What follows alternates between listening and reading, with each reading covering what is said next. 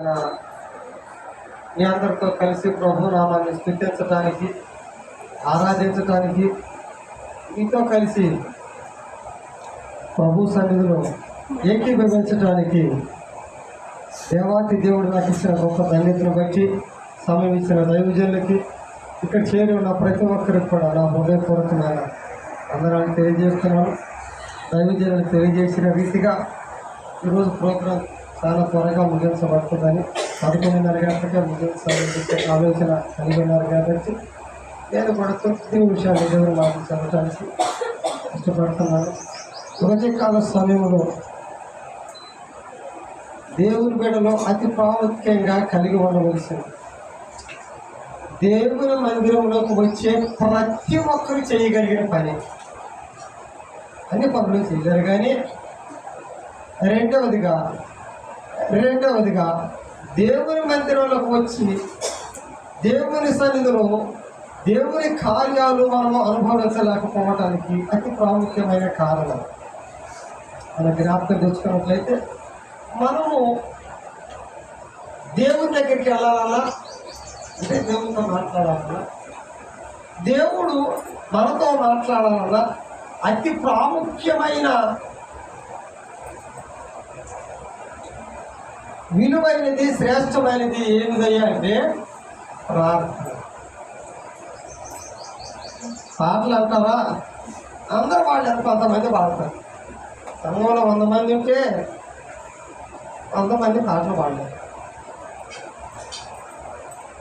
అందరూ వాక్యం చదువుతారా? చదవరు. అందరూ ఆరాధన చేయగలుగుతారా?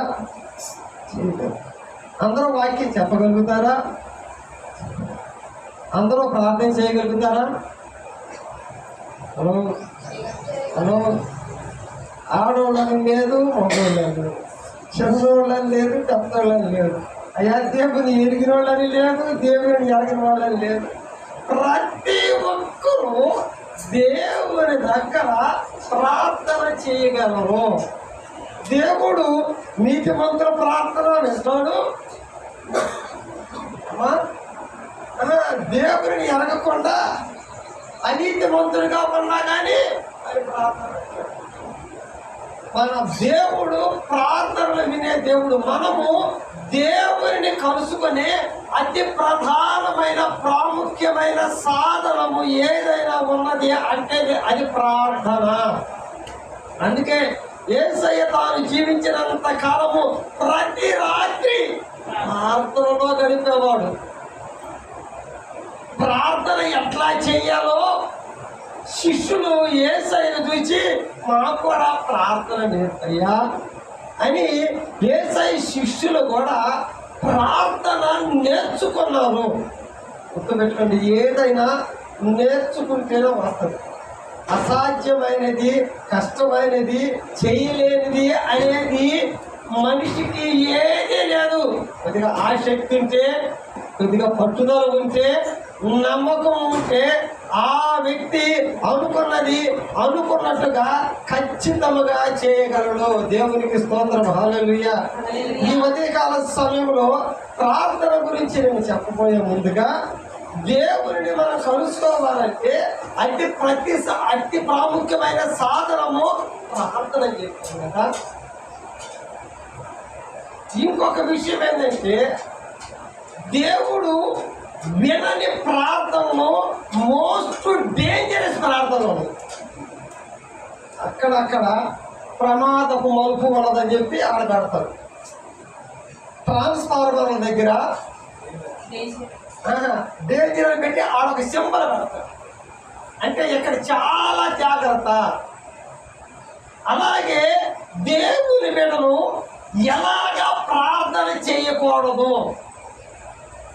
ఎందుకు ఈ విషయం చెబుతున్నామంటే, అందరూ ప్రార్థన చేయగలిగే అవకాశం ఉన్నది, అందరూ ప్రార్థన చేసేవాళ్ళమే. అయితే ఎంతమంది ప్రార్థనలకు రిజల్ట్స్ వస్తుంది?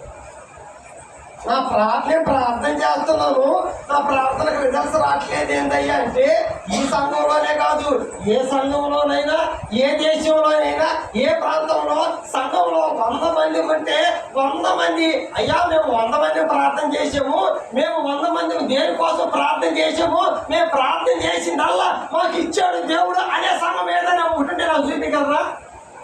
ఎందుకంటే ఉంటే మనం కూడా వాడికి వెళ్దాం. కారణము చాలా విషయాలు ఉన్నాయి, కానీ 5 విషయాలు, అతి ప్రాముఖ్యమైన 5 విషయాలు మన ప్రార్థనలో ఉండకూడదు. మొట్టమొదటి విషయం ఏంటంటే, కీర్తన గ్రంథము 66వ కీర్తన 18వ వాక్యంలో మనం ప్రార్థన చేసేటప్పుడు ఎలాగ ఉండకూడదు అని కనుక ఇక్కడ, నా హృదయంలో నేను పాపం లక్ష్యం చేసిన ప్రభువు నా మనవి వినకపోవు. చాలండి. నువ్వు ప్రార్థన చేసేటప్పుడు ప్రార్థన చేసే వాళ్ళ గురించి దావీదు భక్తుడు మాట్లాడుతున్నాడు. ఎక్కడ ఎవరైనా ప్రార్థన చెయ్యని వాళ్ళు ఉంటే వాళ్ళ గురించి కాదు, కానీ అయ్యా ప్రార్థన చేసే వాళ్ళ గురించి దావీదు భక్తుడు చెప్తున్న మాట ఏంటంటే, నా హృదయంలో నేను పాపాన్ని లక్ష్యం చేస్తే నా ప్రార్థన దేవుడు వినడు. దేవుడు వినని ఒక ప్రార్థన పేరు ఏంటది? అయితే దేవుని విన్న మొట్టమొదటి ప్రార్థన ఏంటి? లోపల పాపం ఉంటే, నీ లోపల పాపం ఉంటే. ఈ సంగతి దావీదుకి తెలుసు.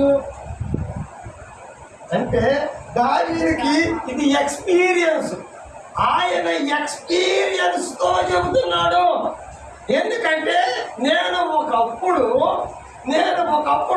నా హృదయంలో పాపాన్ని పెట్టుకొని ప్రార్థన చేశా.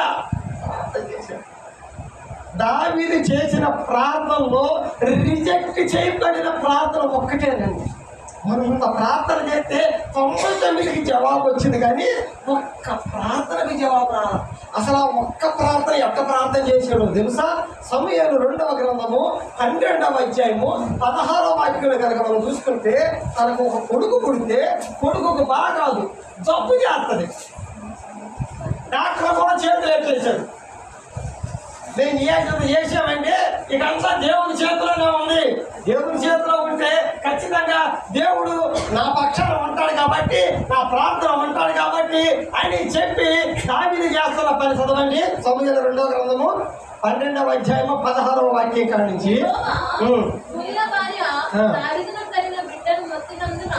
అది బహు జబ్బు పడెను. దావీదు ఉపవాసం నుండి లోపలికి పోయి రాత్రి అంతయు నేలపడి ఉండి బిడ్డ కొరకు దేవుని బతిమాలగా, ఇంటిలో ఎన్నికైన వారు లేచి అతని నీళ్ళ నుండి లేవనెత్తుటకు వచ్చి కానీ అతడు సమ్మతింపక వారితో కూడా భోజనం చేయక ఉండెను. 7వ దినమున బిడ్డ చావగా, ఎన్నో రోజు దావీదు ఎన్ని రోజులు తిరిగి చెప్పలేవు. గమనించారా? పిల్లోడికి బాగా లేదు అంటే రాజుగారి దగ్గర వైద్యులు తక్కువ, అలా అందరూ చూశారు, అందరూ వైద్యం చేశారు, చేయాల్సిన ప్రయత్నాలు అన్నీ చేశారు. నిజమేనండి, డాక్టర్ల వల్ల చాలా కావు.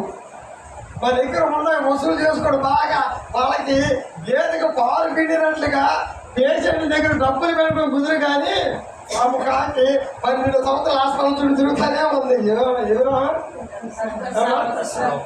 తగ్గిందా, కొద్దిగా సుమారు ఉందా, మరి ఎక్కువైంది.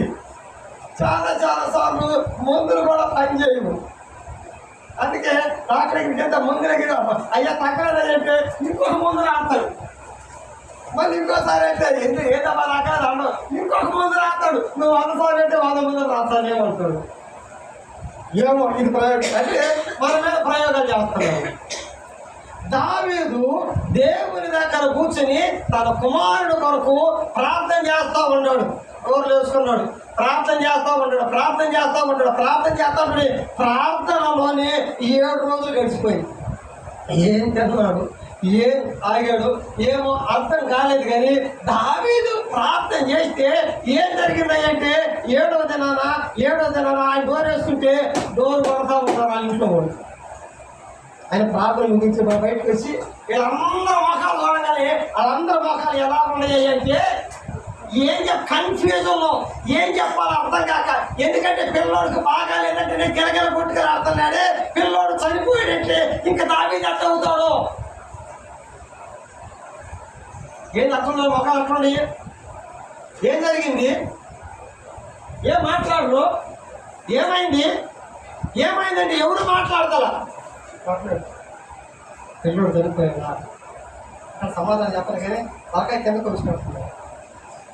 సర్లే ఏం చేస్తాం అని కాబట్టి లోపలికి వెళ్ళి శుభ్రంగా షేవింగ్ చేసుకుని తలస్నానం చేసి స్ప్రే కొట్టుకుని ఆకలి భోజనం పట్టుకుంటాం. ఎందుకు చెబుతున్నానంటే దావీదు 7 రోజులు ఉపవాసం ఉండి ప్రార్థన చేసిన ఆ ప్రార్థన దేవుడు వినకపోవడానికి కారణం ఏంటంటే దావీదు హృదయంలో పాపం ఉందండి. గుర్తుపెట్టుకోండి, ప్రార్థన ప్రజలకు కనపడుతుంది, లోపల ఉన్నది దేవుని కనపడుతుంది. అందుకే సమూయేలు దైవజనుడు మాట్లాడతాడు సౌలుతోటి, దేవుడు మనుష్య పైరూపమును లక్ష్య పెట్టడు కానీ మనుషుల యొక్క హృదయ అంతరంగమును లక్ష్య పెడతాడు. నువ్వు ప్రార్థన చేసేటప్పుడు నువ్వు చేసే పెదవులను దేవుడు చూడడు. నువ్వు ప్రార్థన చేసేటప్పుడు నువ్వు ప్రార్థన మొదలు పెట్టినప్పుడు నీ మాటలు ఎంత పద్ధతిగా ఉందా, ఎంత నీతిగా ఉందా, ఎంత పరిశుద్ధంగా ఉందా, దేవుడు మొట్టమొదటిగా ప్రార్థన చేసే వాళ్ళ హృదయాల్లోకి తొంగి చూస్తాడు. ఎక్కడికి ఎక్కడ గుర్తుపెట్టుకోవాలి? ప్రార్థన చేసే దేవుని బిడ్డలారా, ప్రార్థనా పరులారా, నువ్వు ప్రార్థన చేస్తున్నావు అంటే, నేను ప్రార్థన చేస్తున్నానంటే, మనం ప్రార్థన చేస్తున్నామంటే, ప్రార్థన చేసే ముందు ప్రార్థనలో కూర్చున్నా నువ్వు నీ హృదయాన్ని దేవుడు చూస్తాడు.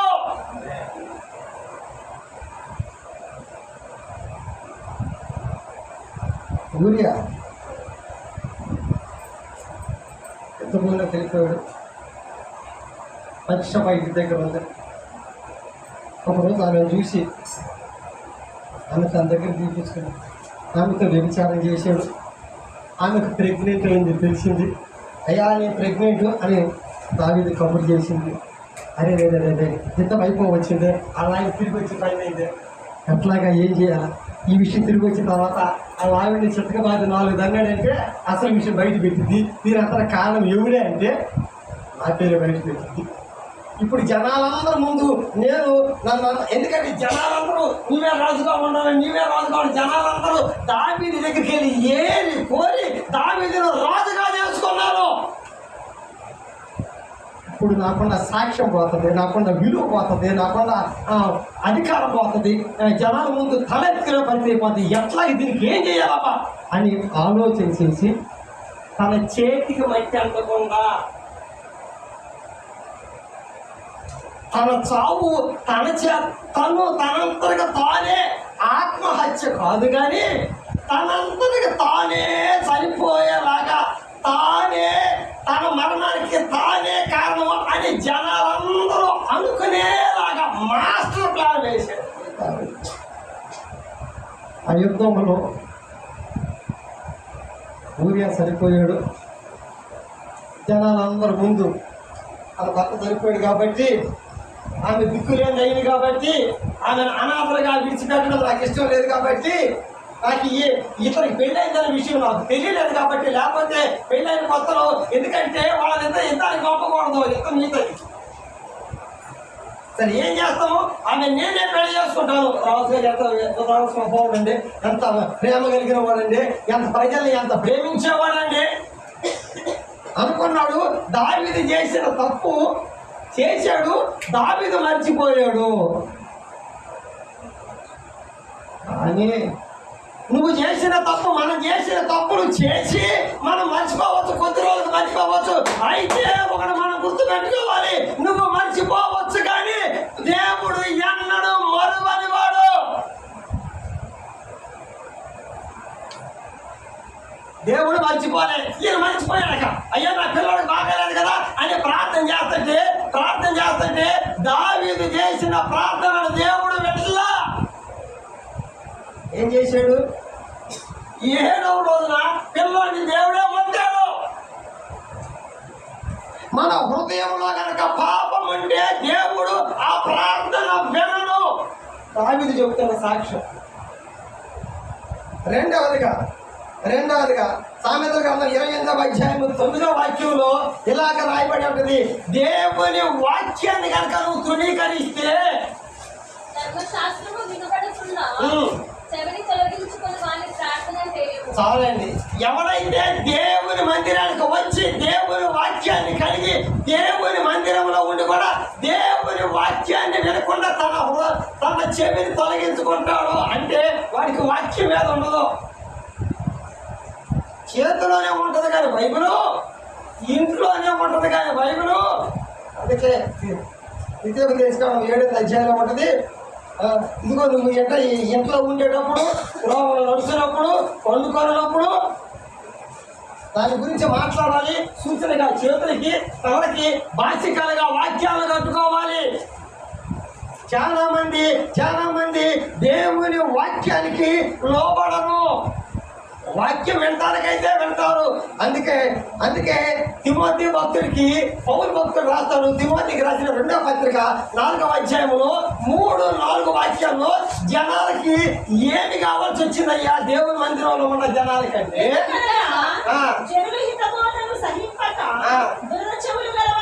ఏమి ఏం చేయాలి? దొరకబడితే చెప్పరు. నాకు తెలుసు, నాకు కొద్దిగా కన్ను ఇన్ఫెక్షన్ వస్తూ ఉంటుంది. ఉండి కన్ను కంట్లో నీరు కారుతూ ఉంటుంది. ఉండి కొద్దిగా కన్ను దొరద పడుతూ ఉంటుంది. నాకు తెలుసు బాగుంటుంది. ఏం చేస్తా? పోగేటప్పుడు మంట ఉండదు, ఉంటుంది. ఇక తర్వాత ఉఫు ఉఫు ఉఫు ఎంత ఊదుకున్నా జనులు హితబోధను సహింపక దురద చెవులు గలవారు అనుకూలమైన బోధకులను తమ కొరకు పోగు చేసుకొని ఏ బోధకులు అనుకూలమైన ఏ బోధకులు? నాకు తెలిసి ఒక సహోదరి ఒక అయ్యగారిని అడిగింది, అయ్యగారు ఈ అయ్యగారిని ఎందుకు వాళ్ళు ఉన్నారు వాళ్ళు తిరిగిపోకూడదా అని అడిగినట్టుగా నేను ఎన్నడూ గుర్తు. ఈ అయ్యగారు అయితే ఈ అయ్యగారు ఏం చెబుతాడు? అసలు వాక్యమే చెబుతాడు. వాక్యం చెప్పేవాళ్ళు కాదమ్మా మనకు కావాల్సింది, నవ్వించేవాళ్ళు కావాలి. ఎవరు కావాలి? కమీడియన్స్ కావాలి. ఈ నక్సలైట్గా పట్టుకొచ్చాడు అట్లాంటి ఆయన కావాలి. ఈ నడుగులో తిరిగి వచ్చాడు అట్లాంటి ఆయన కావాలి మనకి. ఈ పాము తినేవాడు అట్లాంటి ఆయన కావాలి. ఈయన ఎంత ఆయన ఇట్లాంటి ఆయన కావాలి. ఆయన అంత ఆయన అట్లాంటి ఆయన కావాలా? ఎందుకు విచిత్రాలు మనకు కావాలి. విచిత్రాలు ప్రజలు కోరుకుంటున్నారు కానీ ఆరోగ్యకరమైన బోధ, హితబోధకు ప్రజలు అంగీకరించట్లేదండి. అందుకని అపోస్తల కార్యక్రమము 17వ అధ్యాయము 21-22 వాక్యాలు కనుక చూసుకుంటే ఏ తెలుసు అనే ప్రాంతంలో కొంతమంది ప్రజలు ఉన్నారు.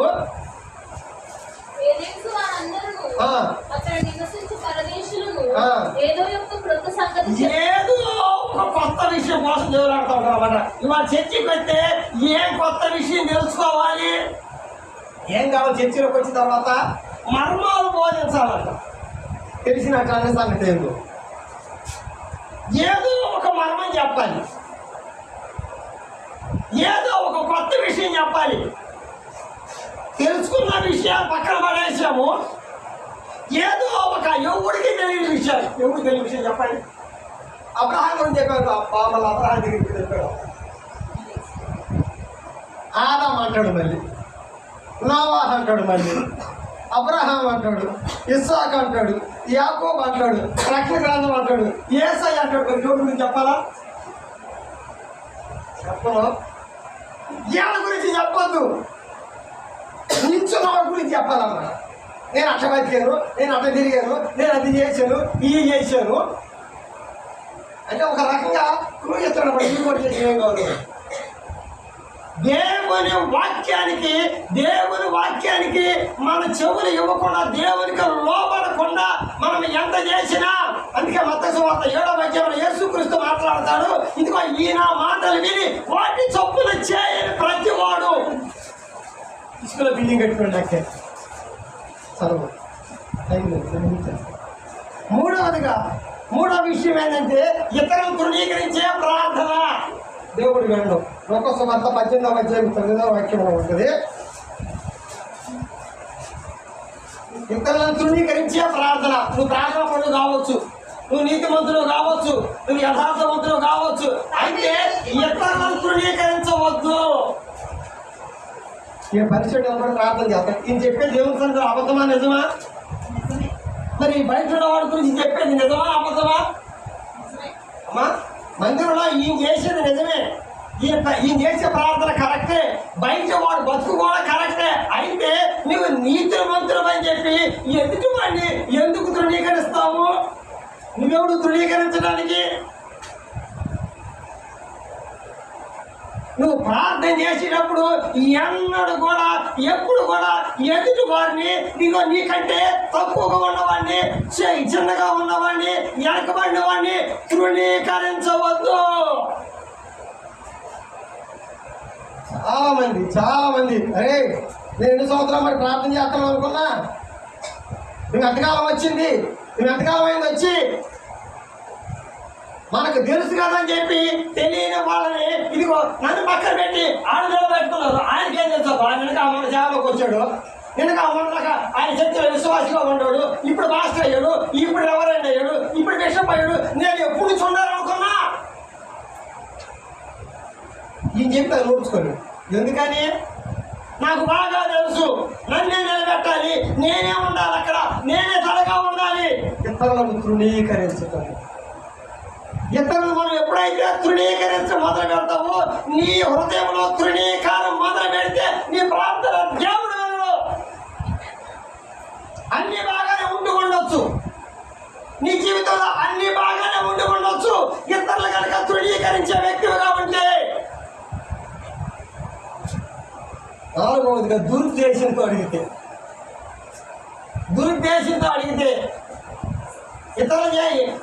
ఇతరులలాగా వాళ్ళకిలాగా మనం కూడా మన హృదయంలో దురుద్దేశం ఉంటే పైకి ఒకలాగా ఉంటుంది, లోపలికి ఒకలాగా ఉంటుంది. దురుద్దేశంతో కూడిన ప్రార్థన. యాకోబు పత్రిక 4వ అధ్యాయం 3వ వాక్యం చదవవలసిన టైం అయిపోయింది. 5వదిగా వేషధారుల వలె ప్రార్థన. ఈ 5 విషయాలు మోస్ట్ డేంజరస్ ప్రార్థనలు. ఒక్క వాక్యం చదివించి ముగించేస్తాను. ఇంతకు మనం ఎలాగ ప్రార్థన చేయాలంటే దేవుడు మాట్లాడుతున్నాడు. దినవృత్తాంతాలు 2వ గ్రంథము 7వ అధ్యాయం 14వ వాక్యంలో నా పేరు పెట్టబడిన నా జనులు. ఒక్కసారి చదివితే ఒక్క విషయం జాగ్రత్తగా ఎవరు వారికి వారు తగ్గించుకోవాలి, ప్రార్థన చేసి నన్ను వెతికి. రెండవదిగా దేవుణ్ణి వెతకాలి. జాగ్రత్తగా దేన్ని? ఇంటికాడంటే మనకు సంబంధించిన విషయం వెతుకుతాం. మందిరంలోకి వచ్చి కూడా అయ్యా నా పిల్లవాడికి బాగాలేదు, అయ్యా నాకు జీవించయ్యా, అయ్యా నాకు ఉద్యోగం కావాలయ్యా, అయ్యా పెళ్ళిళ్ళు కావాలయ్యా, నాకు ఆశీర్వాదం కావాలయ్యా, కలిసి రావాలయ్యా, అయ్యి రావాలయ్యా, ఇయ్యి రావాలయ్యా. దేవుని మందిరంలోకి వచ్చి కూడా బిజినెస్ దేవుడు.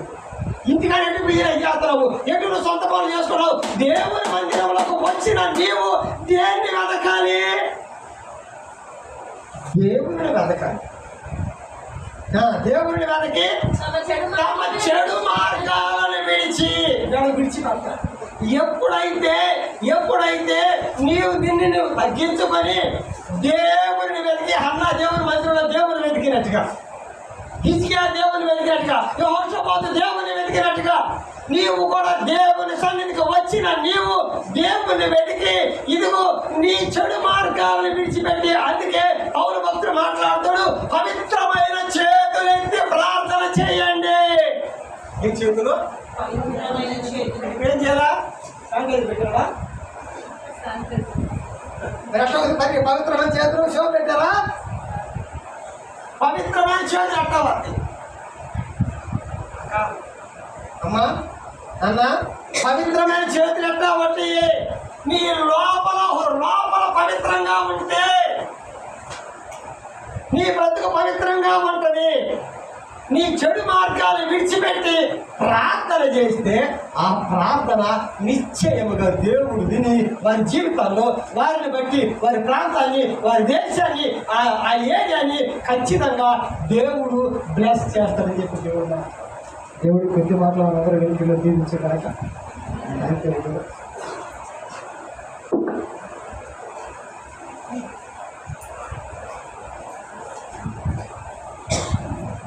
థ్యాంక్ యూ అండి. దేవునికి మేము